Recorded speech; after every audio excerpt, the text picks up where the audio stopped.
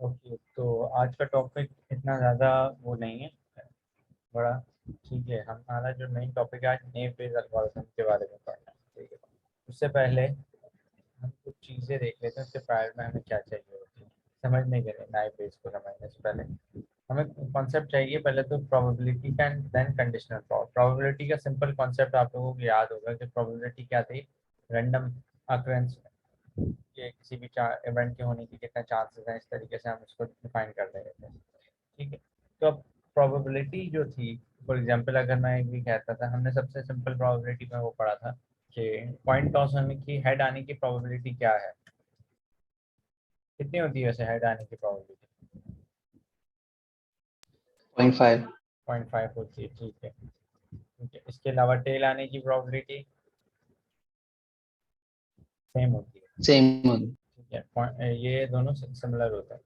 अब इसी को हमने लेना है कि आगे हम थोड़ा सा बढ़ते हैं इसी प्रोबेबिलिटी कॉन्सेप्ट को लेकर, और प्रोबेबिलिटी के कॉन्सेप्ट के साथ हम बात करते हैं कंडीशनल प्रोबेबिलिटी। कंडीशनल प्रोबेबिलिटी क्या है? कंडीशनल प्रोबेबिलिटी सिंपली क्या है कि एक इवेंट जब हमारे के पास किसी दूसरे के ऊपर इवेंट पे, ये डिपेंडेंट और इंडिपेंडेंट इवेंट का भी बता देता हूँ। डिपेंडेंट इवेंट का मतलब ये हो गया, सबसे पहले तो कोई इवेंट इंडिपेंडेंट तब होता है जब किसी दूसरे इवेंट से उसके ऊपर असर नहीं पड़ रहा, जैसे कि टेल आने की या हेड आने की प्रोबेबिलिटी 0.5। क्या इन दोनों के ऊपर कोई इफेक्ट पड़ता है एक दूसरे के ऊपर, या ये इंडिपेंडेंट है कम्प्लीटली? अभी आपने कॉइन टॉस किया, क्या हेड आने से मेरे टेल नेक्स्ट इवेंट के अंदर टेल आने पे कोई इफेक्ट पड़ेगा? नो। नो। तो हम इसके लिए क्या करेंगे?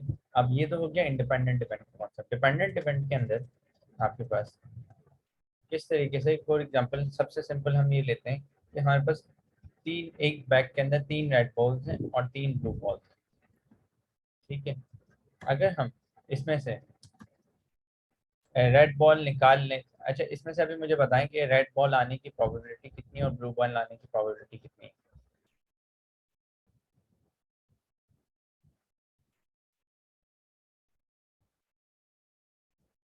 1/6, सही, ठीक है। 1/6 है क्योंकि आपके पास 6 हैं टोटल, तो 1/6 आपके पास प्रोबेबिलिटी है आइदर रेड बॉल आए या ब्लू बॉल आए, ठीक है। लेकिन जब मैं इसकी इसमें से एक रेड बॉल निकाल लेता हूँ और तब मेरे पास 2 रेड बॉल्स रह जाती हैं, ठीक है, और 2 रेड बॉल्स रह गए और 3 ब्लू बॉल्स रह गए, ठीक है। अब हमारे पास एक की प्रोबेबिलिटी चेंज हो गई। फॉर एग्जाम्पल 3 रेड बॉल आने की जो प्रोबेबिलिटी थी वो थी इतनी ही, ठीक है, ओके। थ्री, इस हवाले से हम ये क्या है, 3 रेड बॉल आने की प्रोबेबिलिटी 3/6 थी, ठीक है, 3/6 थी इसकी। और हमारे पास ब्लू बॉल आने की भी इतनी ही थी दोनों की। लेकिन अब जब हमने इंडिविजुअल गए तो हमारे पास अब चेंज हो गई। जैसे एक रेड बॉल निकाल ली हमने, अब बैग के अंदर 2 और 3 रह गए। तो अब रेड बॉल की प्रोबेबिलिटी कितनी हो गई? प्रोबेबिलिटी क्या थी? जो अगर इवेंट करना है डिवाइडेड बाय टोटल, 2/5। जबकि ब्लू बॉल आने की प्रोबेबिलिटी कितनी है? 3/5। प्रोबेबिलिटी में चेंज आ गया दोनों की। जबकि अगर हमारे पास कॉइन टॉस की प्रॉब्लम थी, आप कहीं भी जाते तब अगेन हमारे पास बार बार बार बार प्रोबेबिलिटी सेम ही रहती, हाफ रहती, ठीक है। क्लियर हो रही है यहाँ तक बात? Yes sir. ठीक है। तो बिल्कुल इसी तरीके अब ये हो गए एक दूसरे के ऊपर डिपेंडेंट, रेड बॉल और ब्लू बॉल की प्रोबेबिलिटी एक दूसरे पर डिपेंडेंट हो गई। अब एक हम इसके कॉन्सेप्ट आगे लेके चलते हैं और हम कंडीशनल प्रोबेबिलिटी की बात करते हैं। कंडीशनल प्रोबेबिलिटी की बात करते हैं कि define likelihood of an event outcome occurring based on the occurrence of previous event. अब यही बात, डिपेंडेंट जब इवेंट है तो हमारे पास किसी प्रीवियस इवेंट के ऊपर होने से आपके नेक्स्ट इवेंट पे कोई फर्क पड़ रहा है, तो हम इसको कंडीशनल प्रोबेबिलिटी में डील करते हैं कि किसी इवेंट की अब आने वाली प्रोबेबिलिटी के चांसेस कितने हैं। तो उसके यहाँ पर एक छोटी सी मैंने स्नैप लिया है जिसमें मैंने समझाने की कोशिश की है कि फॉर एग्जांपल हमारे पास टोटल ये है टीचर का कॉलम कि आपके पास मेल और फीमेल टीचर कितने, 20 हैं, और उनका अलग अलग काउंट किया। स्टूडेंट्स कितने हैं, मेल फीमेल 80 हैं, डिफरेंट काउंट, ठीक है। टोटल फीमेल्स कितनी है 40, टोटल मेल्स कितने 60, और टोटल के अंदर मिला के 100 है हमारे पास। ठीक है, अब मैंने ये पूछा प्रोबेबिलिटी के अंदर स्नैप में क्या है कि probability of teacher given by that male, जो टीचर है वो मेल होना चाहिए, इसकी प्रोबेबिलिटी कितनी है। तो हमने सबसे पहले तो जो फॉर्मूला है, इसका फॉर्मूला यहाँ पे क्या है, टीचर इंटरसेक्शन मेल, यानी ये पहले इंटरसेक्शन निकालता है उन दोनों का। यहाँ पर हम जाएंगे, इसका फॉर्मूला वैसे जनरल अगर मैं लिख के दिखाऊं तो ये था, अगर टीचर के अलावा हम देखें तो सबसे general formula probability of A, ठीक है, probability of A intersection B divided by probability of B, जो हम निकालने जा रहे हैं। ठीक है, ये फॉर्मूला है हमारे पास इसका। अब इस फॉर्मूले के तहत ही हम लेके चलते हैं मेल और फीमेल टीचर होने की क्या प्रोबेबिलिटी है, मेल टीचर के मेल होने की क्या प्रोबेबिलिटी, इसको कैलकुलेट करना है। पहले तो हमें ये देखना होगा टीचर है और वो मेल हो। सबसे पहले तो उस कॉलम में जाएंगे हम और देखेंगे टीचर है एंड मेल है, उसका काउंट हमने लिया। ठीक है, उसको हमने ऊपर टॉप पे रख दिया, और टोटल मेल्स हमारे पास कितने हैं, जो टोटल गिवन है हमारे पास वो है 60। 12 divided by 60 is equal to 0.2। तो ये हमारे पास प्रोबेबिलिटी निकल कर आ गई किसकी, टीचर की, कि वो मेल हो। ये बात समझ आई कि किस तरीके से हमने कैलकुलेट किया इसको। सिंपल था, इसमें ज़्यादा, अगर नहीं आई तो पूछ लेना।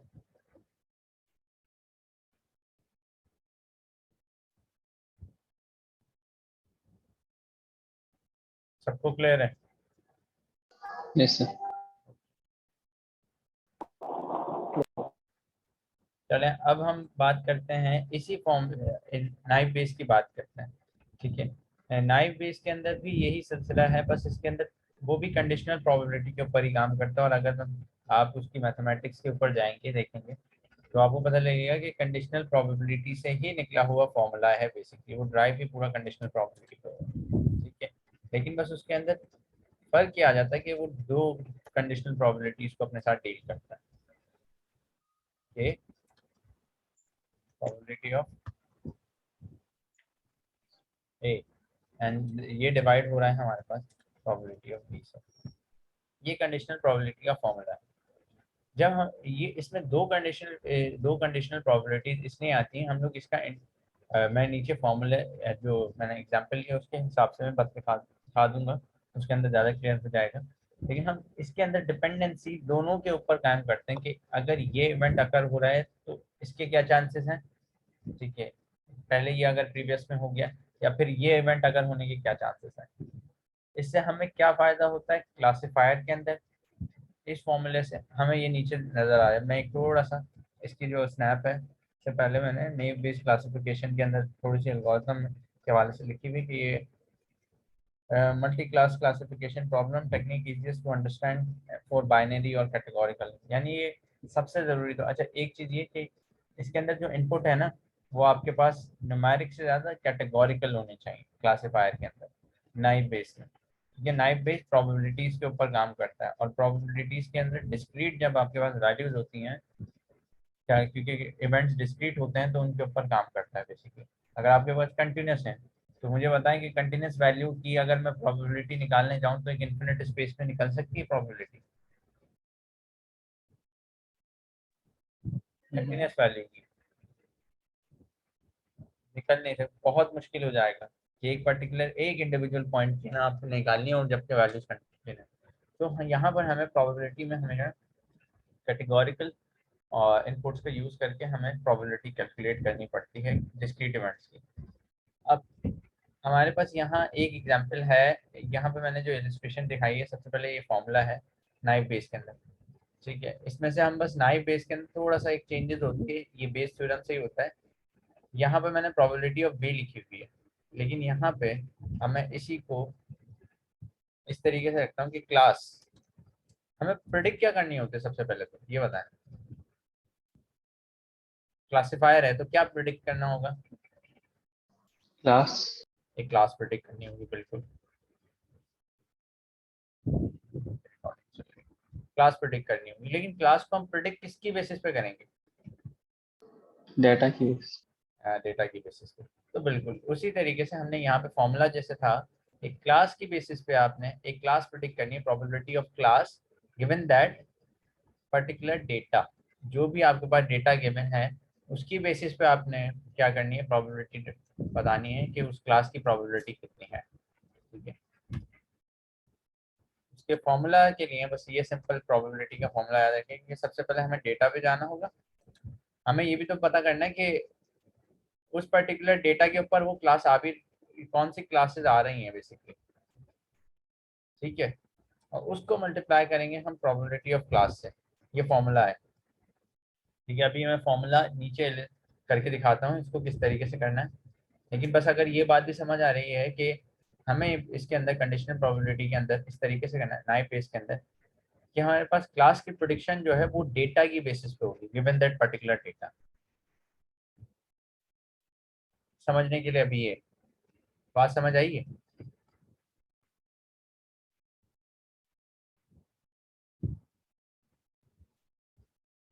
समझ आ गया?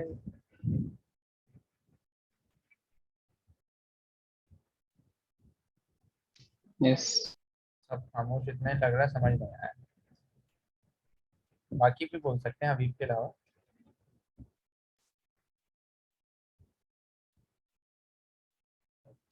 रिपीट कर दें। हाँ, ये ये चीज ठीक है। अच्छा, सबको थोड़ा समझ आया ना, एक को समझ आ रहा है ये तो नहीं। सिंपल आप ये रखेंगे। अच्छा, आपको ये समझ आया था कि हमने प्रोबेबिलिटी किस तरीके से कैलकुलेट की थी, हम मेल फीमेल टीचर की बेसिकली,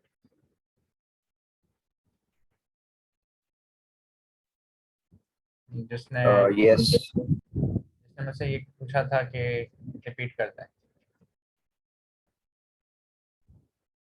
नहीं नहीं, मुझे ये भी समझ नहीं आया। बेसिक चले मैं जल्दी से ये ऊपर वाली प्रोबेबिलिटी का एक दिखा देता हूँ कि ये तो प्रोबेबिलिटी जो हेड और टेल की है ये तो समझ आ गई थी, ये तो आ गई थी समझ। जी। ठीक है, अब मैंने डिपेंडेंट इवेंट्स की बात की थी, अगर मेरे पास इवेंट्स जो हैं वो डिपेंडेंट हैं, ठीक है, डिपेंडेंट से मुराद ये हो गया कि आपके एक काम करने के ऊपर जो दूसरा काम है वो इफेक्ट कर रहा है किसी न किसी लेवल पर। ठीक है, तो ये सब इसकी रियल लाइफ में एग्जांपल हम इस तरीके से मैप कर सकते हैं कि आप कितना कितना आप स्टडी करते हैं उसके ऊपर आप डिपेंड करता है आपका एग्जाम कैसा, इसका रिजल्ट कैसा आएगा। ठीक है, या फिर आपके एग्जाम के रिजल्ट को देख के हम एक एजम्पशन ये भी बना सकते हैं कि बंदे ने इतना आवर्स स्टडी किया होगा, वाइस वर्सा हम कर सकते हैं। ठीक है, तो हम एक डिपेंडेंसी कायम कर रहे हैं दो इवेंट्स के दरम्यान में। ठीक है, तो वो डिपेंडेंसी की बात कर रहा था मैं, सिर्फ सिंपल के डिपेंडेंट इवेंट है। अब यहाँ पे 3 रेड बॉल्स और 3 ब्लू बॉल्स का कॉन्सेप्ट लिया था कि अगर जो बेसिक प्रोबेबिलिटी का फॉर्मूला था वो क्या था कि इंडिविजुअल जो इवेंट अगर कर रहा है, ठीक है, इवेंट जो है उसके डिवाइडेड बाय टोटल था। ठीक है, अब मैंने यहाँ कहा कि मुझे प्रोबेबिलिटी बताओ कि रेड बॉल अगर करने की क्या प्रोबेबिलिटी है। ठीक है, रेड बॉल कितने हैं टोटल, ये टोटल 6 हैं। ठीक है, ये बताया मुझे टोटल 6, जिसका क्वेश्चन था मैं उनसे बात कर रहा हूँ ताकि आप बताते रहें कि समझ आ रहा है।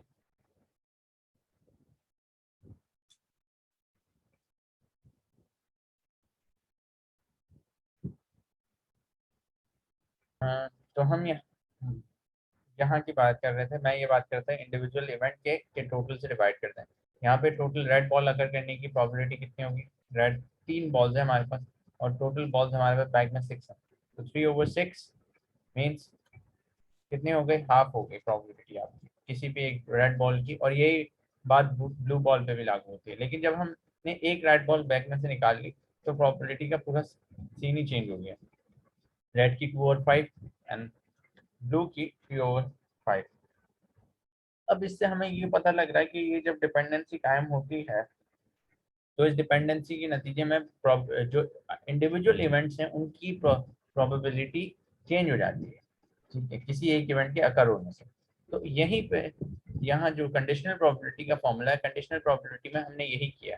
ठीक है, कंडीशनल प्रोबेबिलिटी में हमने यही किया कि दो दो किस तरीके से, एक अगर मेरे पास एक इवेंट है, जैसे कि मैंने इवेंट लिया था यहाँ पे कि probability that a particular person is a teacher and that would be male, वो मेल भी होना चाहिए, तो उसकी क्या प्रोबेबिलिटी होगी? ठीक है, पहले तो वो टीचर होना चाहिए, उसके लिए हमें देखना पड़ेगा कि हमारे पास टोटल काउंट टीचर्स हैं कितने। जैसे हमने रेड और ब्लू बॉल चेक किया, तो हमने टीचर्स का टोटल काउंट जब देखा तो टीचर्स का हमें पता लगा हमारे पास जो टीचर्स हैं टोटल वो 20 हैं। फिर हमने, ठीक है, और वो मेल भी हों, ये बात भी करनी है, तो वो मेल है, इसकी क्या प्रोबेबिलिटी है? टीचर्स भी हैं और मेल भी हैं, तो वो 12 ऐसे लोग हैं। ये बेसिकली हमने क्या किया, एक इंटरसेक्शन निकाला है। इंटरसेक्शन किसमें निकाला है? हमारे पास एक डेटा था जिसके एक वैल्यू थी जिसमें थे हमारे पास 20, दैट इज टीचर, और मेल 12। अब इन दोनों में जो इंटरसेक्शन का पॉइंट है वो बेसिकली कितने वैल्यूज हैं?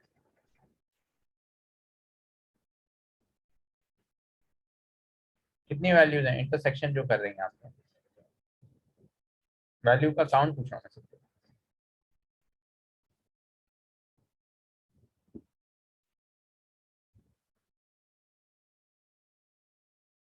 मेरे पास ये मेरे टीचर्स हैं, ठीक है, और इनका काउंट है मेरे पास कितना, 20, ठीक है, और मेरे पास टोटल टीचर्स हैं, मेल हैं, मेल कितने थे हमारे पास, 12, ठीक है। अब मुझे ये बताएं, अगर मैं इन दोनों का इंटरसेक्शन निकालूंगा, ठीक है, जिसमें 12 मेल्स हैं और 20 टीचर्स हैं, इन दोनों का जब मैं इंटरसेक्शन निकालूंगा तो क्या निकलेगा मेरे पास, क्या वैल्यूज आएंगे? यूनियन में तो हम यूनियन ही कर रहे हैं, इंटरसेक्शन कर रहे हैं इन दोनों में, सिमिलर। 12 मेल। हाँ 12 मेल, 12 आएंगे। बिल्कुल, मेल टीचर्स 12 आएंगे। तो ये जो 12 वैल्यू है बेसिकली, इसी वैल्यू की बेसिस पे हमने वो फॉर्मूला बिल्ड किया है कि किसी probability of teacher given that but that teacher would be male, अब वो मेल होना चाहिए। तो पहले हमें ये देखना है कि हमारा मेल और टीचर का टोटल इंटरसेक्शन कितना है, फर्स्ट फॉर्मूले की जो पहला था, तो उन दोनों में हमने देखा कि यार वो तो 12 है, ठीक है, डिवाइडेड बाय, जैसे कि सिंपल प्रोबेबिलिटी का फॉर्मूला भी आपको याद होगा, उसके अंदर क्या है, इवेंट डिवाइडेड बाय टोटल। तो अब यहाँ पे हम टोटल की बात कर रहे हैं, टोटल किससे हम करेंगे, हमारे पास टोटल में टीचर्स के हवाले से बात होगी, ठीक है। तो टीचर्स का काउंट हमारे पास कितना था, 60, सही है, टीचर्स का काउंट हमारे पास 60 था, और हमारे पास जो वैल्यू आई थी यहाँ पे इसकी प्रोबेबिलिटी वो 0.2। हमें पता लग गया कि वो जो टीचर है वो पर्टिकुलर इंडिविजुअल मेल होने की क्या प्रोबेबिलिटी है। ये सिंपल इंट्यूशन है प्रोबेबिलिटी की। यहाँ तक बात क्लियर हुई? अगर ये क्लियर हो गई तो नीचे नाइव बेस भी समझ आ जाएगा, जी जी क्लियर है। ठीक है। अब नीचे हम नाइव बेस पे चलते हैं, तो नाइव बेस में क्या है, नाइव बेस में मैंने सिर्फ ये कहा, ये इसमें दो कंडीशनल प्रोबेबिलिटीज की बात, अभी दोनों को भूल जाते हैं, अभी हम सिंपल बात करते हैं। मुझे, मैं आपसे सवाल करता हूँ कि हमें यहाँ प्रिडिक्ट क्या करना था, क्लास प्रिडिक्ट करनी थी, ठीक है। अब जो क्लास प्रिडिक्ट करनी है उस, वो किस बेसिस पे, वो हमें डेटा की बेसिस पे प्रिडिक्ट करनी है कि ये पर्टिकुलर क्लास, फॉर एग्जांपल ये ए या बी क्लास से बिलोंग करता है।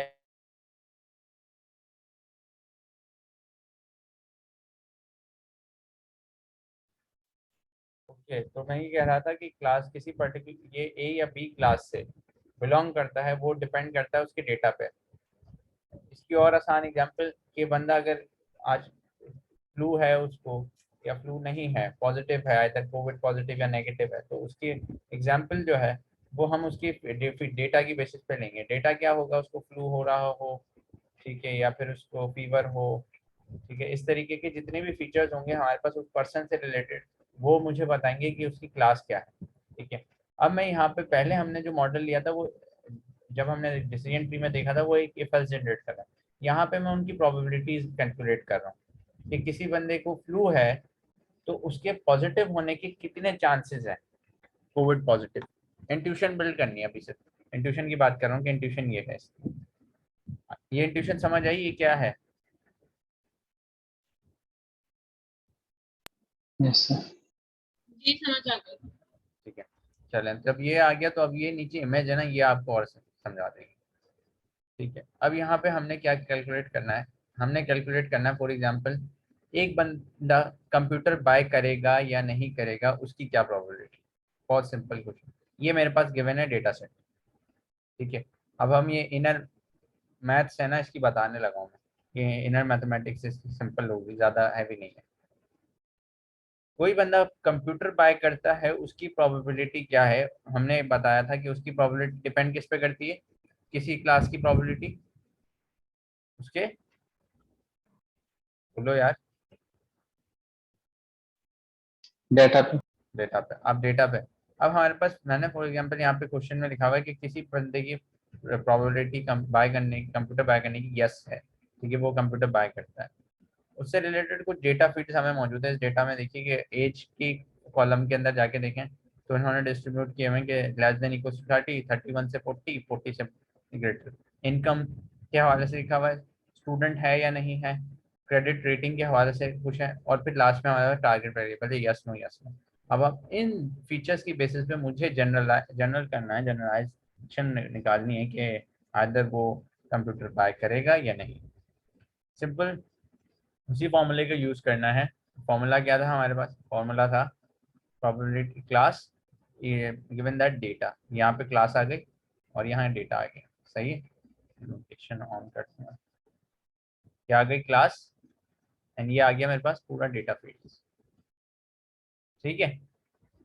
एक पर्टिकुलर की किसी के age less than equals to income medium है, यहाँ से किसी में से एक पॉइंट ही लिया है हमने बेसिकली, पूरा जो डेटा सेट गिवन है ना, इसमें से हमने एक पॉइंट लिया है। ओके, अब हम बात करते हैं, अब हम इस साइड की बात करते हैं। ये साइड क्या है, ये साइड ये है कि ये कैलकुलेशन वाली साइड है। इसमें सबसे पहले हमें डेटा एंड क्लास की बात हो रही है कि उस पर्टिकुलर पे पहले मुझे ये कैलकुलेट करके दिखाओ कि उस पर्टिकुलर डेटा के ऊपर लोगों ने क्या किया है इंडिविजुअली, क्योंकि हमारे पास डेटा में कितने फीचर्स हैं, यहाँ पे कितने फीचर्स हैं डेटा में, चार। चार चार।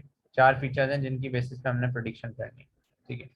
तो इन चारों फीचर्स को हमने उठाना है इंडिविजुअली, और उन इंडिविजुअल डेटा पॉइंट पे मैंने देखना है कि उन इंडिविजुअल डेटा पॉइंट पे मेरे पास क्लास क्या आ रही है। For example age less than equal to 30 पे जब कंप्यूटर को बाय किया गया तो वहां पे क्या था, ठीक है, प्रोबेबिलिटी कितनी थी उसकी जब लोगों ने बाय किया था कंप्यूटर, और एज हमारे पास इतनी थी। इनकम हमारे पास मीडियम थी, ठीक है। इसी स्टेटमेंट से बनाया ऊपर वाला जो डेटा पॉइंट है ना, इनको देखें आप, less than 30, income medium given that bye computer, ठीक है। स्टूडेंट है वो बंदा, बाय कंप्यूटर, मल्टीप्लाई करना है, क्रेडिट फेयर है, ठीक है, बाय कंप्यूटर। इसी तरीके से लास्ट के अंदर क्लास की प्रोबेबिलिटी भी लिखी गई। आप फॉर्मूला देखें, लास्ट में क्या लिखा है हमारे पास, मल्टीप्लाई कर देंगे इस ओवरऑल को क्लास की प्रोबेबिलिटी से। अब यहाँ पे सिंपल एक चीज लिखी हुई थी, ये कुछ ज्यादा हो गया इसके अंदर, ठीक है। यहाँ पे सिंपल एक वो स्टेटमेंट लिखा हुआ था, लेकिन यहाँ पे हमारे पास डेटा जब गिवन था, डेटा में हमारे पास यहाँ चार फीचर है, इसलिए मैंने अलग अलग करके लिखा है, और चारों की प्रोबेबिलिटी कैलकुलेट करके हम मल्टीप्लाई करेंगे। देन अब हमें करना है क्या है यहाँ पे, अब हमें सिंपल ये काम करना है, हमने इन सबकी प्रोबेबिलिटी कैलकुलेट करनी है। प्रोबेबिलिटी कैसे कैलकुलेट करेंगे, हम जाएंगे नीचे और थोड़ा सा डेटा को देखेंगे, इंडिविजुअल उठाते हैं। बाय कंप्यूटर की प्रोबेबिलिटी यस है 9/14। अब ये 9/14 आया कैसे, अब इसको देखते हैं जरा। हम जाते हैं बाय कंप्यूटर के कॉलम पे, ये रहा बाय कंप्यूटर का कॉलम, ठीक है। यस बाय करने की प्रोबेबिलिटी कितनी थी, हमें पता है कि एक particular event divided by total होता है। तो हमने देखा यस यहाँ से कैलकुलेट कर ली, 1 2 3 4 5 6 7 8 9, 9 है, और टोटल कितना है, टोटल 14 है, सही है। तो बाय कंप्यूटर करने की 9/14 हमारे पास 0.643 प्रोबेबिलिटी आ गई। ये बात समझ आ गई, अगर ये आ गई तो फिर नीचे वाले सारे आ गए। जी सर, आगे।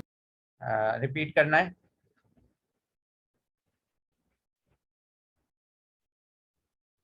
किसी को प्रॉब्लम तो नहीं, रिपीट करना है अगर तो बोल दें।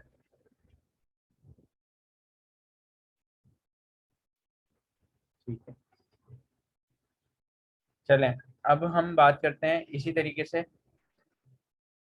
एक ही आ गई प्रोबेबिलिटी एक की, अब हम इसी तरीके से एज की बात कर रहे हैं, एज के कॉलम को कैलकुलेट करना है। Buy computer less than equal to 30, यहाँ पे 1 2 3 4 5 है। ओके सॉरी सॉरी सॉरी, अच्छा हाँ, हमें अब यहाँ पे देखना है, यहाँ पे एक काम देखना है। यहाँ पे ये गिवन है, एक डायरेक्ट हो गया बहुत काम, लेकिन यहाँ पे 2/9 लिखा हुआ है, जबकि मेरे पास 30 है, 5 गिवन है इस कॉलम में। कोई मुझे बता सकता है इधर 2/9 क्यों लिखा है, जबकि इधर 30/15 होना चाहिए था। सॉरी 30 बोल रहा हूँ, 5/14 होना चाहिए था। यहाँ हुआ क्या? एनीवन?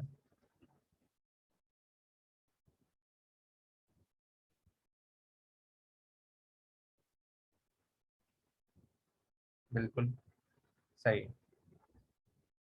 तो असल में हुआ ये है कि इसने चेक किए हैं प्रोबेबिलिटी किसकी, एज तो लेस देन 30 है, लेकिन हमने गिवन दैट करके क्या लिखा हुआ है, बाय कंप्यूटर यस, कि उस बंदे ने कंप्यूटर को भी बाय किया हो साथ साथ। एज तो उसकी 30 से लेस देन है। अब हमने 30 से लेस देन वाले में देखना है कि यहाँ पे तो नो है, यहाँ पे भी नो है, यहाँ पे नो, यहाँ पे यस आ गया, एक यस आ गया 30 पे, और ये दूसरा यस आ गया। तो लेस देन इक्वल टू 30 पे दो ऐसे लोग हैं जिन्होंने सिर्फ बाय कंप्यूटर किया है, ठीक है।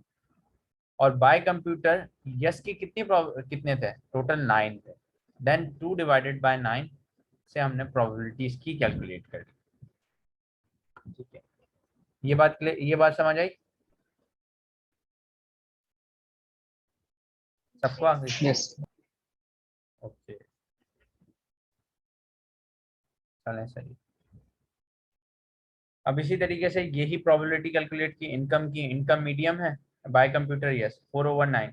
यहाँ पे गए हम इनकम में, देखा कि मीडियम में यस है, दूसरे पे नो है, यस यस यस, 4 यस है इसमें से, और यस की टोटल 9 थे। तो हमने 4/9 से करके देखा और 4.0 आ गई, ठीक है। इसी तरीके से स्टूडेंट के ऊपर 6/9 आई, हमने इसमें से आप कॉलम में चेक कर सकते हैं, क्रेडिट रेटिंग के अंदर बाय कंप्यूटर यस के अंदर 6/9 है। इसी तरीके से ये आ गया मेरे पास इंडिविजुअल सब की प्रोबेबिलिटी, ठीक है। ये इंडिविजुअल आ चुकी है। अब इंडिविजुअल आने के बाद इन सबको ऊपर, जैसे हम मैंने दिखाया था कि ये सब मल्टीप्लाई हो रहे थे आपस में, और ये जितनी भी हमने वैल्यूज कैलकुलेट की, नीचे जाते हैं और देखते हैं। डेटा पॉइंट मेरे पास ये था, हमने सबको मल्टीप्लाई कर दिया जब यस थे, ठीक है। बाय कंप्यूटर यस, एज 30 0.22 0.44 0.67 667, ऊपर से यहाँ से प्रोबेबिलिटीज दी है सारी, ये रही, सही है। यहाँ से सारी प्रोबेबिलिटी, अभी ये जो बाय कंप्यूटर यस है ना, यहाँ पे अभी सिर्फ सिंपल ये वाली प्रोबेबिलिटी ली है। कौन सी प्रोबेबिलिटी? ये चारों प्रोबेबिलिटी ली है और इनको अभी फिलहाल के लिए मल्टीप्लाई किया, जबकि फॉर्मूले में क्या है, पी क्लास से भी वो थोड़ा नीचे कर दिया, अलग कर दिया स्टेप, मल्टीप्लाई किया। देन उसको सेकंड जो था हमारे पास, data given that class, multiply करना था क्लास की प्रोबेबिलिटी से। तो इस डेटा के ऊपर मेरे पास यस आने की प्रोबेबिलिटी तो मुझे पता लग गई 0.044 है। बाय कंप्यूटर के साथ मल्टीप्लाई किया तो 0.028 आ गए। ये आ गए हमारे पास प्रोबेबिलिटी यस की। इसी सेम मैकेनिज्म से, ठीक है, हमने कैलकुलेशन करनी है इसकी, क्या कहते हैं हमारे पास, बाय कंप्यूटर नो के ऊपर, ठीक है। इसी सेम मैकेनिज्म से हमने नो की प्रोबेबिलिटी कैलकुलेट की, ठीक है। अच्छा अब ये वाला काम जो है ना, ये वाला काम आप लोगों का होगा, ठीक है, एज एन असाइनमेंट समझ लें इसको, कि आप लोगों को इसकी प्रोबेबिलिटी नो की, जो मैंने अभी यहाँ कैलकुलेट नहीं की है, मैं अपलोड कर दूंगा। इसमें से आपने नो की प्रोबेबिलिटी पेपर पेन पे सॉल्व करके निकालनी है कि क्या होगी, ठीक है। सही है ये? Okay sir. हाँ, ये सिर्फ सिर्फ और सिर्फ है ना, डॉट फिट डॉट प्रोडक्ट आना नहीं, इसकी मैथमेटिक्स को भी थोड़ा समझना जरूरी है, ठीक है। और असल मजा इसकी मैथ समझने में ही है। ओके ओके था भाई, नो इश्यूज। चलें अब हम नीचे आ जाते हैं, लेकिन यहाँ पे एक चीज पहले, लास्ट, बाय कंप्यूटर यस और बाय कंप्यूटर नो, इस पर्टिकुलर इंडिविजुअल डेटा पॉइंट के ऊपर प्रोबेबिलिटीज आ गई। अब मुझे यहाँ बताएं कि बंदा कंप्यूटर बाय करेगा या यस नहीं करेगा। अब मैं इंडिविजुअल किसी एक बंदे से रैंडमली पूछता हूँ। सैयदा नाफिया, आप बताएं, बंदा कंप्यूटर बाय करेगा या नहीं करेगा?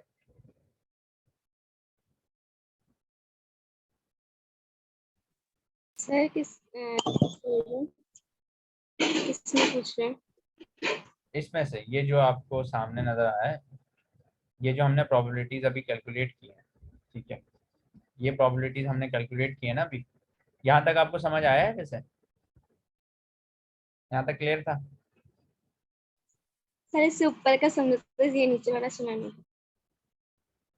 ठीक है, नीचे वाला सिंपल मैं एक दफ़ा फिर रिपीट कर देता हूँ, ऊपर वाला आपने देख लिया। तो ऊपर वाले में ये था कि हमने सबकी इंडिविजुअल प्रोबेबिलिटीज कैलकुलेट की थी इंडिविजुअल डेटा पॉइंट के ऊपर, ठीक है। और जैसे कैलकुलेट की थी वो मैंने बताया था कि हर एक में जाके देखा age less than equal to yes और बाय कंप्यूटर यस है, तो हमने एज 30 देखी और उसके रेस्पेक्ट में देखा कि यस कहाँ कहाँ है, तो बस हमने उसकी प्रोबेबिलिटीज कैलकुलेट की।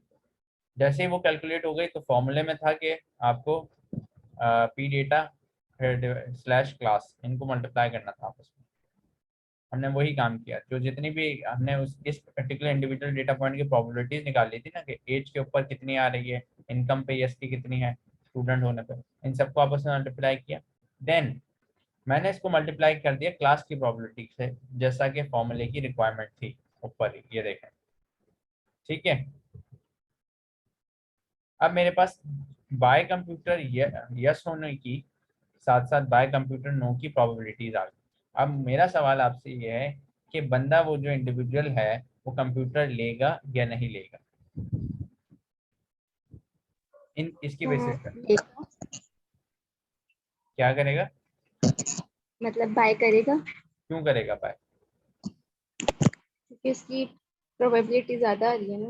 बिल्कुल बिल्कुल इसी बाय, वो बाय इसलिए करेगा क्योंकि हमें यहाँ से पता लग रहा है कि इसकी प्रोबेबिलिटी ज़्यादा है, तो हम उसको लाजमी सी बात है उसने बाय किया होता है। ठीक है, ये क्लियर हो गया? अगर ये क्लियर हो गया फिर तो नीचे का कुछ रहता ही नहीं, ये बता दूँ मैं, इसलिए मैं इस पर ज़्यादा फोकस कर रहा हूँ। सबको क्लियर है? हर एक बंदे को? किसी को भी अभी सर क्लियर नहीं ये हो? हाँ बोलें। लास्ट वाली चीज नहीं आ रही। लास्ट वाली कहाँ से? यहाँ से? नहीं, क्लास वाली। ये क्लास? क्लास की है ना, तो वो क्लास समझ नहीं आ रही किस चीज को हम क्लास कह रहे हैं। क्लास से हमारी मुराद ये है कि जो हमने प्रिडिक्ट करना है, बेसिकली यहाँ पे हम क्लासिफिकेशन की प्रॉब्लम है और हमने एक क्लास प्रिडिक्ट करनी है। क्लास क्या है हमारे पास? यस और नो, कंप्यूटर खरीदा गया है या नहीं, ठीक है, बाय कंप्यूटर यस और नो, ये क्लास है बेसिकली, ये वो फीचर। इसको हमने क्लासिफाई करना है इन डेटा बेस के डेटा पॉइंट्स की बेसिस पे, ठीक है।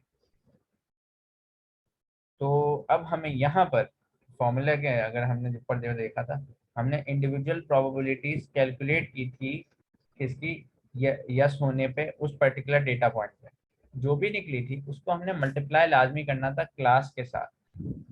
ये पता है क्या करता है? अगर मैं इसको थोड़ा सा इंट्यूशन दूं कि आपने एक इंटरसेक्शन लिया था, इसको समझाने के लिए, ठीक है, आपने एक इंटरसेक्शन लिया था जिसके अंदर आपने वो देखा था कि उस पर्टिकुलर इंडिविजुअल डेटा पॉइंट की क्लास पे क्या है, ठीक है, फिर उसको ओवरऑल से देखा आपने एक दफा, तो उस पर्टिकुलर इंडिविजुअल पॉइंट को देखा। लेकिन ये सेकंड प्रोबेबिलिटी किसकी है? ओवरऑल की है ना। नाफिया आपसे ये सेकंड प्रोबेबिलिटी किसकी है? ओवरऑल की। सेकंड सेकंड प्रोबेबिलिटी ओवरऑल की है, ठीक है। तो इस ओवरऑल हमने पहले तो ऊपर से देखा सिर्फ जनरल एक डेटा पॉइंट के ऊपर, एक डेटा पॉइंट पे हमने देखा यार इसकी प्रोबेबिलिटी, तो हमने सोचा कि यार सही यस आ रही, चलें ठीक है मान लिया। लेकिन जब हम पूरी, क्योंकि हमने तो सबके साथ पूरे डेटा से जनरलाइजेशन निकालनी है ना, पूरा जो डेटा हमारे पास गिवन है उस डेटा में से जब हमने ऊपर एक तरीके से खड़े होकर देखा तो पता लगा कि यहाँ पर हमारे पास सारी जनरलाइजेशन थोड़ी हमारी और करेक्ट हो गई कि हमने प्रोबेबिलिटी अब सिर्फ सिंगल पॉइंट के रेस्पेक्ट पे नहीं निकाली, हमने ओवरऑल के रेस्पेक्ट से निकाली कि तमाम जो यस बाय कंप्यूटर यस हुए हैं उनको देखते हुए हमने इंटरसेक्ट निकाल दिया एक तरीके से, उनको देखते हुए निकाला ऊपर से। अभी हम इंडिविजुअल पे थे, अब हमने देखना था क्योंकि हमारे पास सारा डेटा सेट गिवन था, तो सारे डेटा सेट में से क्लासिफाई करना था, जनरलाइज करना था। तो इसलिए हमने इसको बाय कंप्यूटर वाली जो क्लास वाली प्रोबेबिलिटी है ना, इसको मल्टीप्लाई किया यहाँ पे।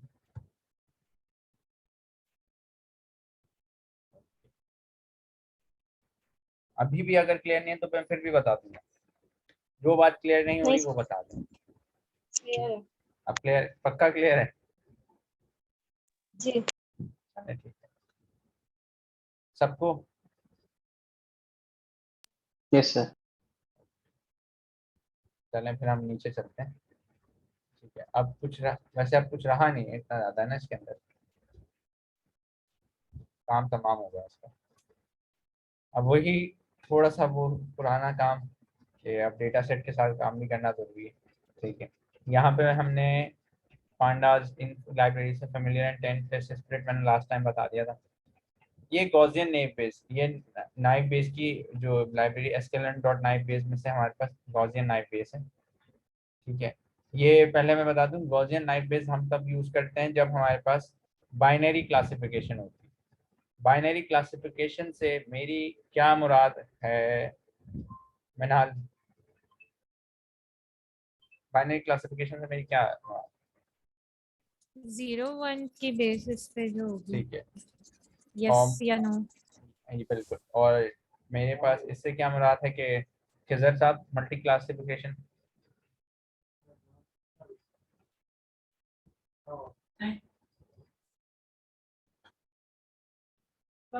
खिजर चले आपने लास्ट लेक्चर नहीं है, चलें जिसको पता है वो बताते हैं मल्टी क्लास क्लासिफिकेशन से क्या मुराद है। कोई भी बाइनरी में तो दो होगा, मल्टी में क्या होगा? दो से ज्यादा होंगे, बस सिंपल सी बात है। माइक पे भी बोल सकते हैं आप। तो गॉसियन नाइव बेस जब हम यूज करते हैं जब हमारे पास बाइनरी क्लासेस होती हैं, और जब हमारे पास ज़्यादा क्लासेस होती हैं, मैं बता दूं यहाँ पर हम लोग मल्टी नोमियल का यूज़ करते हैं। वो मल्टी नोमियल है, आप उसकी एसक्यूएल की देखेंगे तो उसमें आपको मिल जाएगा। ठीक है, यहाँ पे सिंपल वही टाइटैनिक का पुराना डेटा सेट, टाइटैनिक में कौन कौन पैसेंजर बचे और कौन नहीं बचे, 100 साल से ज़्यादा गुजर चुका है खैर इस बात को। ठीक है, अब हमारे पास ये कुछ फीचर्स हैं, उनकी डिटेल। पी क्लास से मुराद पैसेंजर की क्लास थी, first class, second, third, survival हुआ या नहीं हुआ, नेम, ठीक है, एज, जेंडर, और नंबर ऑफ पेरेंट्स या चिल्ड्रन थे उनके साथ नहीं थे, पैसेंजर फेयर, ठीक है, और आपके पास ये एम्बार्क पोर्ट, ठीक है, क्वींसटाउन, और ये कुछ इंपॉर्टेंट फीचर्स हैं इसके अंदर के। अब ये जो फीचर्स हैं इसकी बेसिस पे हमने क्लासिफिकेशन करनी है। ठीक है, तो अब कैसे क्लासिफिकेशन होगी, यहाँ पे थोड़े से हम लोग प्री प्रोसेसिंग कर लेते हैं और देखते हैं क्या है। यहाँ पे हमारे पास आ रहे हैं 177 एज के अंदर है, और केबिन के अंदर 687 हमारे पास क्या है, नल वैल्यूज है। ठीक है, लेकिन हम यहाँ चेक करते हैं, पहले ये देख लेते हैं कि शेप क्या है इसका। शेप में वैसे नीचे लिखा 891, 687 और 891। ठीक है, ये असाइनमेंट का मैं बता दूंगा। ठीक है, ये पेपर पेन का असाइनमेंट होगा, वैसे मैं बता दूं, पेपर पेन पे इस इमेज को लेके आपने सॉल्व करना होगा और उसका पिक्चर अपलोड करनी होगी वहाँ गूगल क्लासरूम। ठीक है, तो अब इसके अंदर हमने सिंपल 177 एज है और 687 केबिन है। ठीक है, 891 है हमारे पास डेटा पॉइंट्स, तो हमें केबिन के साथ क्या करना चाहिए। केबिन में केबिन इम्प्यूटेशन की टेक्निक्स बताई थी मैंने लास्ट टाइम, इम्प्यूटेशन याद है? इम्प्यूटेशन का मतलब क्या था, जब नल वैल्यूज को किस तरीके डील करना होता है। एवरेज वैल्यूज, मीन वैल्यूज उसकी जगह डाल देंगे। अच्छा, ये आप बताएं, ये तो कैटेगोरिकल वैल्यू है, इसको मीन से हम क्या इम्प्यूट कर सकते हैं? नहीं, तो फिर किस तरीके से करते थे कैटेगोरिकल को?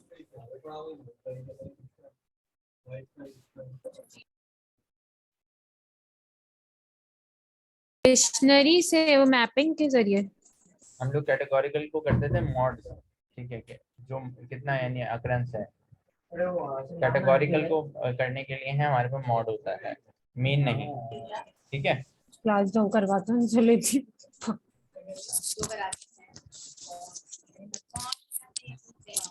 GDS वाले जिनका कोर्स है। मॉड है, माइक अपना बंद कर ले अगर।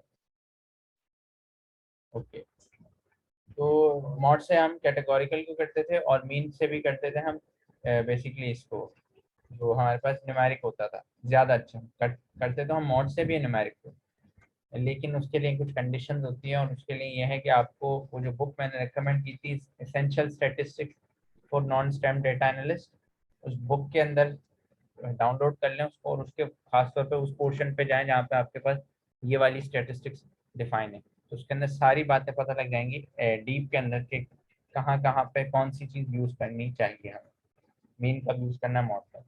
तो चलें अब, एक तो ये था कि मेरे पास मॉड से कर दूं, लेकिन मैं मॉड अगर मैं इसका निकालता हूँ तो परसेंटेज तो बहुत ज़्यादा है। शेप देखें और केबिन का देखें, ये परसेंटेज ज़्यादा है काफ़ी। तो हमें इसको, जब ज़्यादा हमारे पास परसेंटेज हो नल वैल्यूज़ की, तो हम उस सिंपल उस कॉलम को ही ड्रॉप कर देते हैं। और सिंपल स्ट्रेटेजी, कॉलम को कर दिया ड्रॉप कंप्लीटली। बात समझ आ रही है?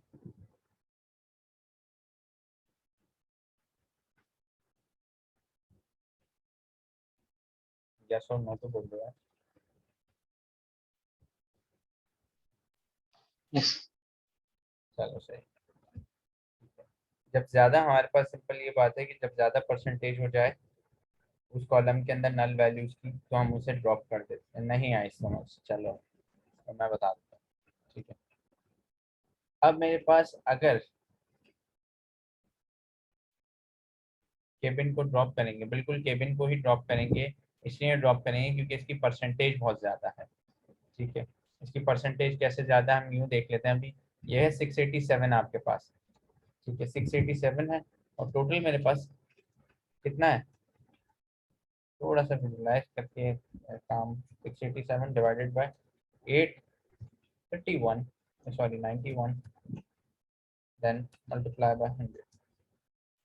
आपके पास 77% ऐसा है जो नल है पूरा। अब ये बहुत ज़्यादा ह्यूज है। अब मैं इस पे, अगर मैं मॉड से जनरलाइजेशन करता हूँ और वहाँ पे मैपिंग करता हूँ फॉर एग्जांपल, ठीक है, मॉड क्या है मेरे पास, केबिन वाला, हम यहाँ कोड के साथ साथ चेक भी करते जाते हैं, केबिन का डॉट मॉड। ठीक, ठीक है, ये मॉड निकल के आ गया मेरे पास। ठीक है, केबिन का बेसिकली 3 वैल्यूज आ रही, 3 वैल्यूज की मीन सिमिलर रेफरेंस है, यूनिक एक्सपेरिमेंट। ओके, सबसे ज़्यादा जो है ये मॉड से यहाँ पे ये हो गया, इसका मतलब कि हमारे पास ऐसी थी ये वैल्यूज हैं जो हमारे पास मॉड के अंदर सिमिलर वैल्यूज रखती हैं। काउंट मॉड क्या था, सबसे ज़्यादा अक्रेंस जिसकी होती है वैल्यू की डेटा के अंदर, तो वो था। अब यहाँ पे सिंपल मैं ये बात कर रहा हूँ, परसेंटेज अगर बहुत ज़्यादा है ना डेटा सेट के अंदर आपके पास नल वैल्यूज की किसी कॉलम में, तो उसको सिंपली ड्रॉप कर दो, उसको ना इम्प्यूट करो, उसके साथ कोई काम नहीं करना। ठीक है, वो फिर काम का कॉलम रहा ही नहीं क्योंकि उसके अंदर वैल्यूज ही नहीं है।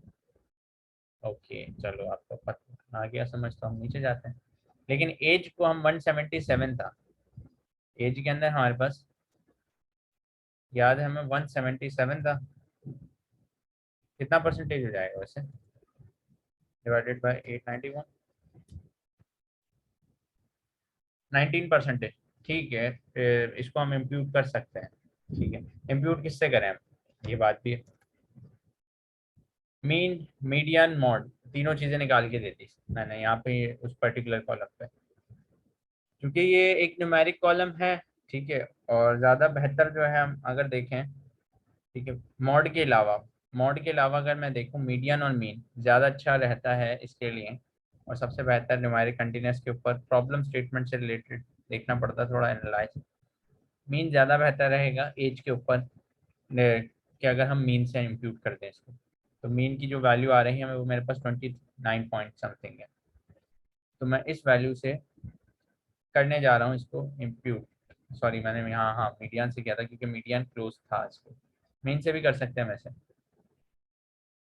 सिंपल कैसे करना है, आपने ये करना है कि फिल उस कॉलम पे जाना है, फिल एन ए का फंक्शन, फिल एन ए, और जिस वैल्यू से इम्प्यूट करना है, D F age median, median की जो वैल्यू थी वो 28 थी, वो करना है। इन प्लेस ट्रू से हमारे पास क्या होगा, हमारे पास वो बस लिखने की जरूरत नहीं, वहीं वहीं इम्प्यूट हो गई वो। अब एज की जहाँ जहाँ नल थे तो वहाँ पे मीडियन आ चुका है अब, ठीक है।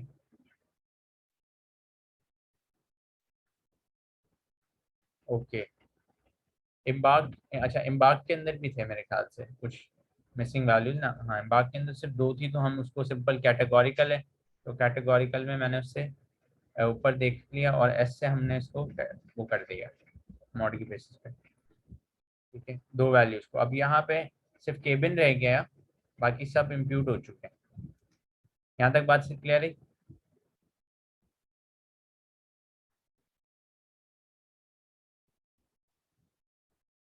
सबको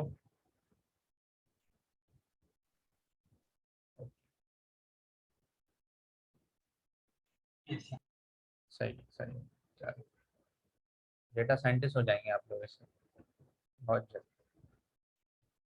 अच्छा जी, तो अब यहाँ पे आपके पास जेंडर का कॉलम है, इस जेंडर के कॉलम की थोड़ी सी हिस्टोग्राम चेक कर लेते हैं कि मरने वालों के अंदर ज़्यादा लोग कौन थे, या फिर उस मरने वालों में तो नहीं बता रहा है। यहाँ पर ये अभी सिर्फ ये बता रहा है कि मेल थे उस टाइटैनिक के अंदर ज़्यादा या फिर फीमेल थे। यहाँ पे फीमेल, मेल का काउंट ज़्यादा है, ठीक है, अराउंड 580 के करीब। ये सिंपल विजुअलाइजेशन है हम, ताकि थोड़ा एनालिसिस भी कर लें। ओके, ये परसेंटेज है सर्वाइवल की, और 0 से यहाँ पे जो सर्वाइव कर गए थे, 1 से वहाँ जो सर्वाइव नहीं किए थे, ठीक है। यहाँ पर हमारे पास ये डेटा की डिस्ट्रीब्यूशन हमें पता लग रही है। अब काम शुरू करते हैं मॉडल बिल्डिंग के ऊपर, ठीक है। मॉडल बिल्डिंग के लिए हमें कौन से कॉलम चाहिए, सिंपल सर्वाइव का कॉलम हमें नहीं चाहिए। सर्वाइव का कॉलम एक्स में नहीं जाएगा, एक्स में क्यों, एक्स के अंदर क्योंकि ये हमारे पास क्लास है जो हमने प्रिडिक्ट करनी है, तो हमें इसे इसमें से ड्रॉप करना है। केबिन का कॉलम इसलिए ड्रॉप करेंगे क्योंकि उसके अंदर जैसे कि मैंने बताया था उसमें बहुत 77% मिसिंग है, तो उसको ड्रॉप कर दिया। आईडी, अच्छा आईडी है ना किसी, मैं बता दूं कि आईडी किसी भी उसके अंदर डेटा सेट में अगर आपको आईडीज गिवन होती है ना, जो आईडीज वैसे किसी काम की नहीं होती, क्योंकि हर चीज पे आईडी एक यूनिक मैपिंग होती है। तो जिस चीज में आपके पास कोई पैटर्न, यूनिक मैपिंग्स के अंदर ना आप पैटर्न नहीं निकाल सकते, हर बंदे के लिए यूनिक है, तो कोई सिमिलैरिटी नहीं निकल सकती सबके अंदर। इस वजह से हमें आईडी को ड्रॉप करना है, और टिकट को भी ड्रॉप करना है। टिकट को भी इसमें काम का नहीं है हमारे पास कॉलम। टिकट कॉलम देख लेते हैं हम उसका क्या है। ये देखें, टिकट का कॉलम भी हमारे पास वैसे किसी काम का नहीं है इतना। इसके अंदर जो हमारे पास काम के हैं वो सिंपल हमारे पास कि वो किस क्लास में था, उसका जेंडर क्या है, एज कितनी है, आइदर उनके साथ सिबलिंग थे या नहीं थे, ठीक है, और पेरेंट्स के हवाले से फेयर और एम्बार्क, ये कॉलम नहीं है, बाकी सारे उन्होंने ड्रॉप कर दिए, ठीक है। और हमने इसको स्टोर करवा लिया एक एक्स वेरिएबल में, एक्स वेरिएबल यहाँ प्रिंट करवा दिया। सही है, क्लियर है यहाँ तक, प्री प्रोसेसिंग सिंपल है। Yes sir. ठीक है,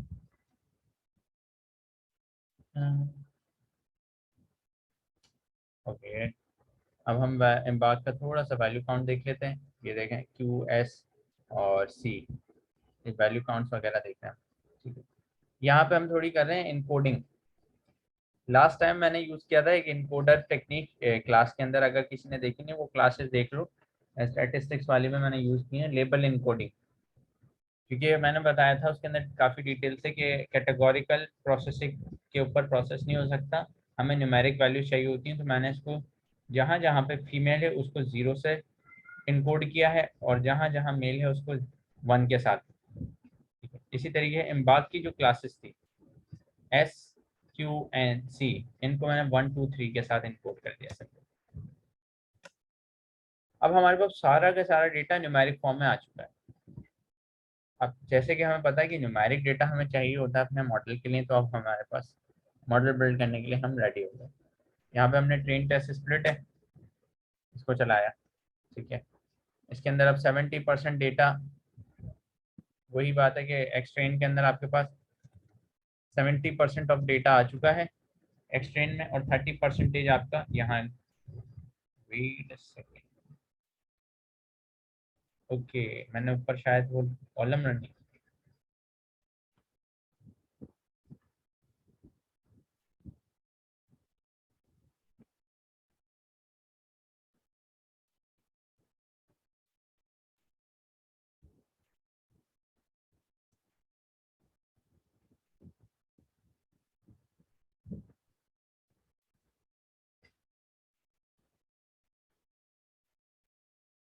अब सही, ठीक है। अब हमारे पास 30% ऑफ डेटा टेस्ट वेरिएबल्स में, एक्स टेस्ट और वाई टेस्ट में, और एक्स ट्रेन वाई ट्रेन में हमारे पास 70% है हमारे पास डेटा। अब इस 70% ऑफ डेटा के ऊपर हमने ट्रेनिंग करनी है, और फिर हमारे पास जो डेटा होगा जिसके ऊपर हमने चेक करनी है अपनी एक्यूरेसी वगैरह, वो हमारे पास टेस्ट सेट होगा। सिंपल है, नाइव बेस का मॉडल आपने बना, एक वेरिएबल लिखा नाइव मॉडल के, गॉसियन नाइव बेस को हमने इनिशियलाइज किया, डॉट फिट किया एक्स ट्रेन वाई ट्रेन, और यहाँ पर मैंने डायरेक्ट ही उसके अंदर स्कोर का फंक्शन कॉल किया। स्कोर का फंक्शन आपको एक्यूरेसी दे देगा, एक्स टेस्ट और वाई टेस्ट, ठीक है।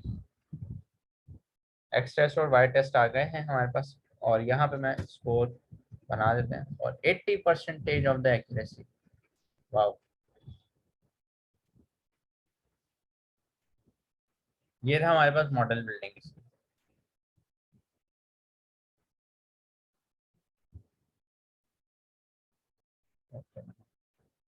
एक्यूरेसी से यहाँ पे मुराद हो जाएगी आपके पास कंफ्यूजन मैट्रिक्स की यार पिक्चर दिखाई देता है।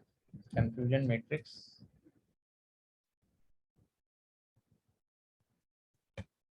पिक्चर्स में दिखाता हूँ। ओके, एग्जाम्पल देखते हैं।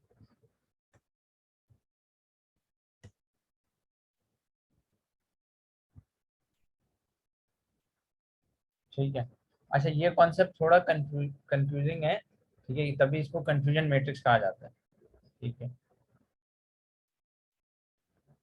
ओके, अब हम इसको कंफ्यूजन मैट्रिक्स को समझते हैं थोड़ा सा।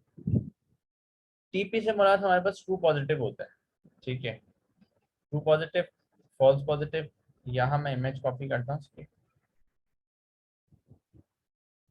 और यहाँ पे इमेज को पेस्ट कर देते हैं ताकि समझ आ जाए। अब हम थोड़े से इसके ऊपर काम करके देखते हैं समझाने के लिए कि कंफ्यूजन मैट्रिक्स है क्या। जो एक्चुअल आपकी एक्यूरेसी थी वो बेसिकली होती क्या है कि आपने कितने ट्रू पॉजिटिव मींस कितने आपने सही प्रेडिक्शन दी। जो सही प्रेडिक्शन है आपकी वो ट्रू पॉजिटिव है, सही है। जो एक्चुअल में भी, ये हमारे पास वाई टेस्ट है, एक हमारे पास था वाई टेस्ट, जो हमारे पास क्या था बेसिकली एक्चुअल थी वैल्यूज, ठीक है, और प्रिडिक्टेड वैल्यूज कहाँ पर थी हमारी वाई प्रिडिक्ट में। यहाँ तक कोई बात बताए मुझे, ये वाली बात समझ आ रही, प्रिडिक्टेड वाली, एक्चुअल और प्रिडिक्शन समझ आ रही है सबको।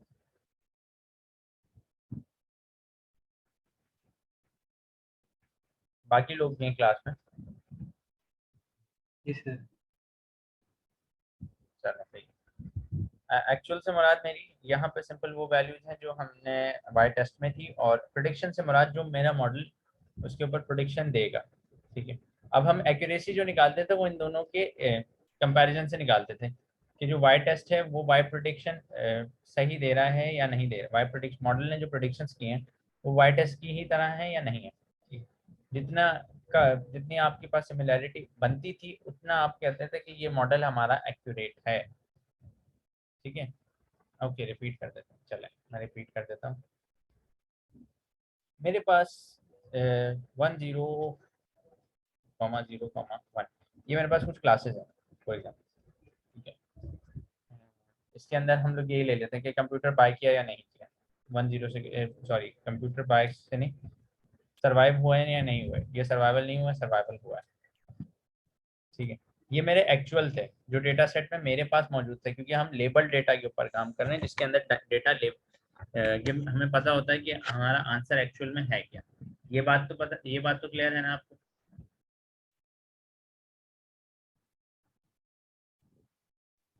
जी सर। ओके, ये बात क्लियर है। चलें इसके बाद हम एक्चुअल और अब हम बात करते हैं प्रिडिक्शंस। हमने मॉडल इसलिए बिल्ड किया होता है कि हमारे पास इन वैल्यूज को हम खुद से उस पर्टिकुलर डेटा की बेसिस के ऊपर प्रिडिक्ट कर सकें।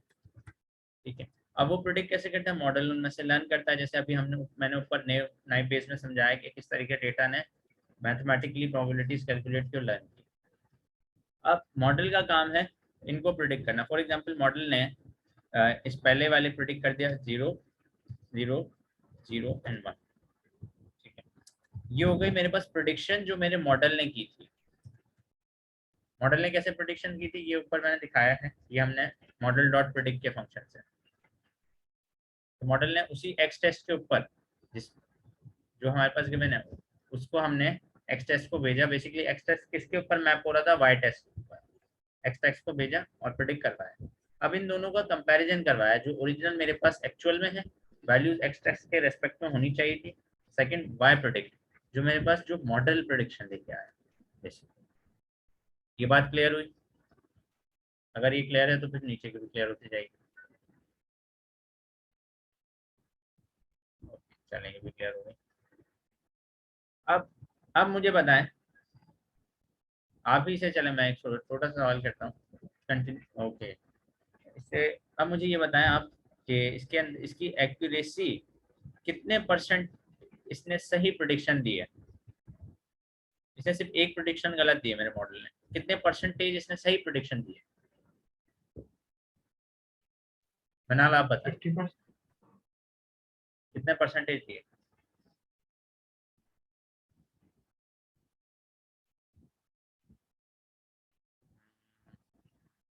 90 नहीं, 90% तो नहीं, 50% है।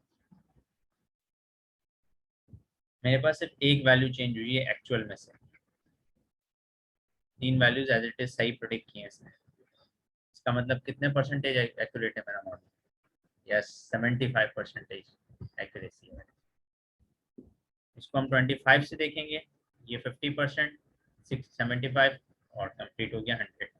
सिर्फ एक पॉइंट ऐसा दिया है मॉडल ने जो गलत प्रेडिक्ट किया, बाकी सब मॉडल ने सही प्रेडिक्ट किए थे। इसीलिए ये हमारे पास क्या हुआ, 75% हुआ। ये समझ आई, ये 75% क्यों हुआ? जी सर। सबको क्लियर हो गई?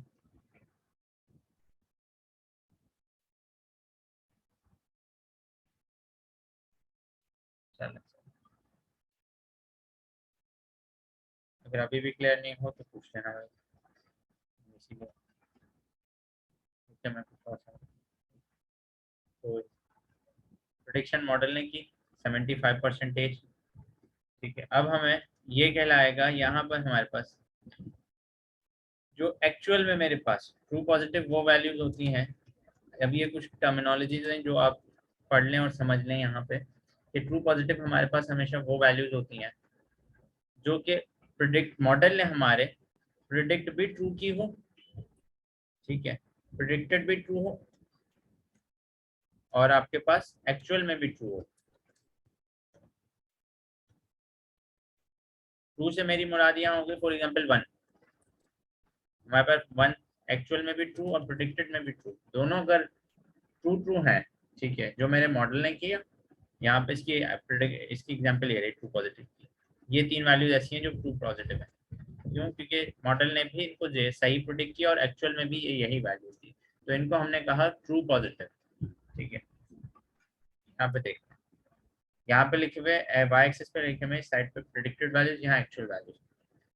एक्चुअल वैल्यूज के एक मैट्रिक्स बनाया, इसी को हम कंफ्यूजन मैट्रिक्स कहते हैं। और कंफ्यूजन मैट्रिक्स थोड़ा सा कंफ्यूजन है, लेकिन ये समझा जा सकता है अगर थोड़ा सा इस पर गौर करें तो। खैर ये प्रैक्टिस करेंगे जितनी इसकी, उतना अच्छा ये समझ आ जाएगा। ये प्रिडिक्टेड वैल्यू जो मैंने मॉडल ने की थी, ये एक्चुअल वैल्यू। अगर मॉडल ने पॉजिटिव प्रिडिक्ट किया है, ठीक है, और एक्चुअल में भी पॉजिटिव है, तो इसका मतलब वो कौन सी वैल्यूज हैं, वो कही जाती हैं ट्रू पॉजिटिव वैल्यूज। बात सबको क्लियर हो रही है? Yes sir. सही।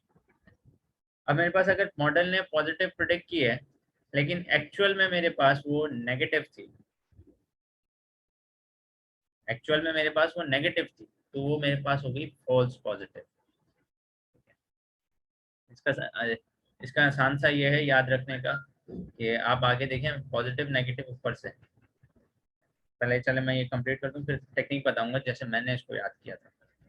ठीक है, अब प्रिडिक्टेड में नेगेटिव है, नेगेटिव से हमारा ये हो गया कि वो सरवाइव नहीं कर सके। ठीक है, जो प्रिडिक्ट में नेगेटिव हों लेकिन हमारे पास वैल्यूज पॉजिटिव आ रही हैं, तो वो कौन सी वैल्यूज कहलाएंगी? False negative. सही। और जो वैल्यूज है नेगेटिव यानी सरवाइव किए ही नहीं, और मेरे मॉडल ने भी सही उसने बताया कि हाँ भाई सरवाइव नहीं की, तो वो कहलाएंगे हमारे पास ट्रू नेगेटिव वैल्यूज। ये चारों बातें क्लियर हैं? चारों पॉइंट्स अगर नहीं क्लियर तो एक भी मुझे वो बता दें, फिर मैं उस हिसाब से देखूँ सबको। यस।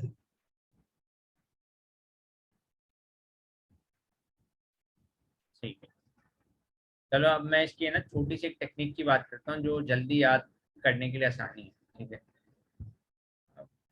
फॉरन से ना अगर जब भी ट्रू पॉजिटिव और इसकी बात है ना, तो अज्यूम करना कि यहाँ पे आपके पास टॉप पे एक्चुअल है और यहाँ पे पॉजिटिव नेगेटिव है, बिल्कुल इसी तरीके से। ठीक, इसी को देख लेते हैं। अगर हमें ऊपर से देखना है कि हर वो मॉडल अगर जो प्रोडिक्ट कर रहा है ना वो सिंपल, उसको हमने पॉजिटिव से डिनोट करना है। मॉडल ने जो प्रोडिक्शन की एक तरफ उनको पॉजिटिव पे रखें, मॉडल ने एक नेगेटिव प्रोडिक्शन की होगी उसको नेगेटिव पे रखा। अब हमें इसकी चेक करनी है कि क्या कहना चाहिए, इसकी ट्रू फॉल्स कितनी है, यानी ये सही मॉडल ने जो प्रेडिक्ट किया वो सही प्रेडिक्ट किया गलत, मींस ट्रू और फॉल्स। अब हमने सिंपल इन चारों के ऊपर ट्रू और फॉल्स लगाना है। प्रेडिक्ट किए पॉजिटिव, प्रेडिक्ट किए नेगेटिव। ठीक है, यहाँ पे एक्चुअल वैल्यूज थी, इस साइड ऊपर हमने एक्चुअल वैल्यूज। अगर मॉडल ने वही, अगेन मैं इसलिए इसको रिपीट कर रहा हूँ क्योंकि ये इंपॉर्टेंट कॉन्सेप्ट है, मॉडल ने अगर प्रेडिक्ट किया है पॉजिटिव और एक्चुअल में भी पॉजिटिव तो बात सही है, उसकी ट्रूथ वैल्यू ट्रू है भाई। ठीक है, अगर मॉडल ने प्रेडिक्ट किया पॉजिटिव लेकिन एक्चुअल में नो थी, तो उसकी ट्रूथ वैल्यू क्या हो गई?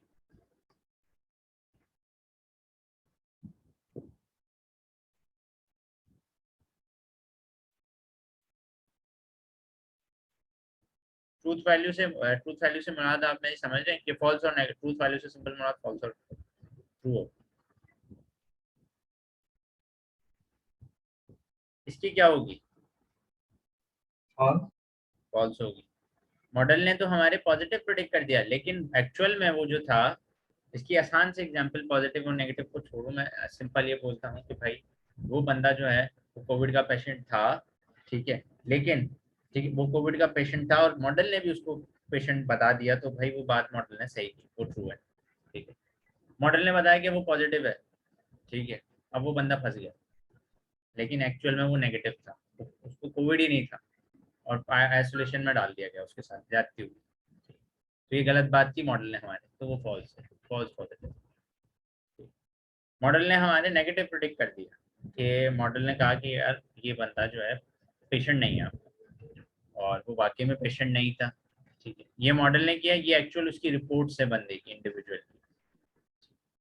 तो ये हो गए हमारे पास ट्रू नेगेटिव। मॉडल ने प्रेडिक्ट कर दिया नेगेटिव और जबकि वो बंदा था आपके पास वाकई में इसके अंदर क्या था आपके पास, वो नेगेटिव था एक्चुअल में। सॉरी यहाँ पे फॉल्स है, फॉल्स है, गलती हो गई, मिस्टेक। मॉडल ने किया यहाँ पे क्या प्रेडिक्ट किया था? मॉडल ने कहा था कि भाई ये नेगेटिव है, ये नेगेटिव साइड है। मॉडल ने कहा कि ये नेगेटिव है लेकिन ऊपर हमें पता है कि ये एक्चुअल में पॉजिटिव था बंदा। यहाँ पे देखना, मॉडल ने प्रेडिक्ट कर दिया नेगेटिव लेकिन एक्चुअल में तो वो पॉजिटिव था। अब फंस गए, अब वो गप्पे लड़ा रहा है, चाय की होटलों पे जा रहा है और है ना कोरोना को उसने और फैलाया होगा, ऐसे बहुत से बंदे होंगे कोरोना के दरमियान। तो बेसिकली वो जो पेशेंट था वो हमारे पास मॉडल ने जो किया था, मॉडल के एस्पेक्ट से हम कहेंगे उसको भाई ये गलत आपने किए प्रोडिक्शन, तो आपने फॉल्स प्रोडिक्शन की, फॉल्स नेगेटिव। आपने प्रेडिक्ट नेगेटिव कर दिया मॉडल ने और वो एक्चुअल में नेगेटिव था, मीन्स उसको था ही नहीं कोरोना, बात ठीक है, ट्रू नेगेटिव। ये अगर कंफ्यूजन मैट्रिक्स क्लियर है ना, कसम से आप इसकी वजह से ना आगने वाले जो कॉन्सेप्ट्स है ना, प्रिसिशन, रिकॉल, F1 स्कोर, वो सब के सब क्लियर होते जाएंगे सिर्फ अगर ये चीज क्लियर हो। क्लियर है ये जी सर, मुझे लगता है। सबको? ये मुझे, मैं चाह रहा हूँ सबको क्लियर हो, हर एक इंडिविजुअल को। ये बहुत इंपॉर्टेंट कॉन्सेप्ट है, इसीलिए चल सही, बस सही। इसको हमेशा ना इस पर्टिकुलर को आप कहानी के तौर पे ना याद रखें, तो ये ज्यादा याद रहेगा, वरना थोड़ा सा कंफ्यूज हो जाते हैं इसमें अक्सर। तो ये हमने, मैं इसकी बताने की असल मकसद ये था कि किसी ने मुझे कहा कि ये कहानी सुनाने का, कहा भाई ये ओवरफिट कर रहा है या नहीं कर रहा। ठीक है, अब हम कंफ्यूजन मैट्रिक्स से ये बात बता सकते हैं कोड देखकर कि आइदर हमारा मॉडल वाकई में सही प्रेडिक्शन कर रहा है या किसी किस्म की गड़बड़ी तो नहीं की इसने। ठीक है, वो कैसे बताएंगे हम? क्लासिफिकेशन इसने की है वो सही की, हमने कंफ्यूजन मैट्रिक्स जो ऊपर मैंने बनाया था उसके अंदर Y actual comma prediction send कर दिया। ठीक है, ये मेरे पास मैट्रिक्स आ गया। इसको थोड़ा सा और मजेदार बनाते हैं। ठीक है, SNS डॉट हीट मैप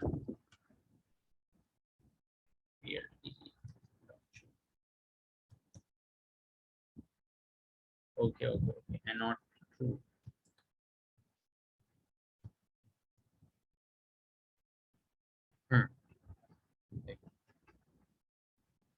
ये हम इससे जज करके देख सकते हैं कि हमारा मॉडल अच्छा प्रेडिक्शन कर रहा है या नहीं कर रहा। ठीक है, हमारा मेन गोल क्या है, मेन टारगेट क्या है? सबसे ज्यादा हाई हमें क्या करना होता है हमेशा? सही प्रेडिक्शन। और सही प्रेडिक्शंस कौन कौन सी हैं? इसमें से मुझे बताएं सही प्रेडिक्शन कौन कौन सी होती है? Principal diagonal. क्या चीज? प्रिंसिपल डायगोनल क्या है? मैंने प्रिंसिपल डायगोनल यार वो नहीं, इसकी बात नहीं कर रहा, मैं बहुत सिंपल सा क्वेश्चन कर रहा हूँ।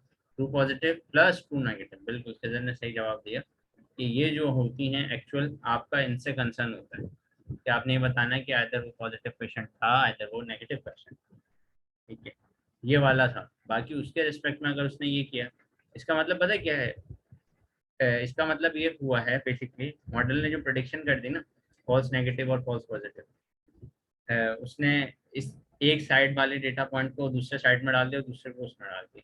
फॉल्स नेगेटिव और फॉल्स पॉजिटिव, जैसे अभी जो कहानी मैंने सुनाई थी कोविड पेशेंट कि जो था भी नहीं, उसको फिर भी कर दिया कि है, और जो था उसको कर दिया नहीं है, तो ये गड़बड़ी कर दी फॉल्स पॉजिटिव और फॉल्स नेगेटिव। तो हमारा जो मेन गोल होता है इन दोनों को ज़्यादा से ज़्यादा, जब हमारे पास ये ट्रू नेगेटिव और ट्रू पॉजिटिव की वैल्यूज ज़्यादा हो रही हों, तो इसका मतलब हम बता सकते हैं, इससे हम देख के कि नहीं यार हमारा मॉडल बहुत अच्छा काम कर रहा है, गड़बड़ियाँ नहीं कर रहा है। ट्रू पॉजिटिव के और ट्रू नेगेटिव के को प्लस करके और परसेंटेज देख लेते हैं, और वो बेसिकली परसेंटेज होती है, जब हम इसकी परसेंटेज देखते हैं ना, इसकी कन्फ्यूजन में अगेन मैं कन्फ्यूजन मैट्रिक्स ड्रॉ करता हूँ यहाँ पर।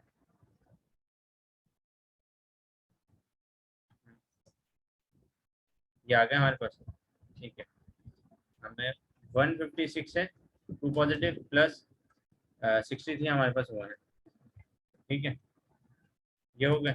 अब आपने टोटल जितने भी थे, टोटल कितने, 152 प्लस 27 प्लस 26 प्लस 63। ओके, तो अब मुझसे बोलेगा कोई ये क्या किया मैंने, ये किया क्या मैंने? ये एक्यूरेसी निकाल दी मैंने मेरे मॉडल। एक्यूरेसी हम असल में निकालते ऐसे ही है, जो प्रोडिक्शन है ना उसी तरीके से। हमारा मेन गोल अचीव करना होता है true positive and false, sorry true negatives को अचीव करना। तो मैंने ये किया कि यहाँ पे true positive plus true negative किया और उसको डिवाइड कर दिया टोटल से, यानी जो भी थे हमारे पास कंफ्यूजन में, तो मेरे पास जो निकल के आया ये एक्यूरेसी का मेथड। ये हो गया हमारे पास एक्यूरेसी। ठीक है,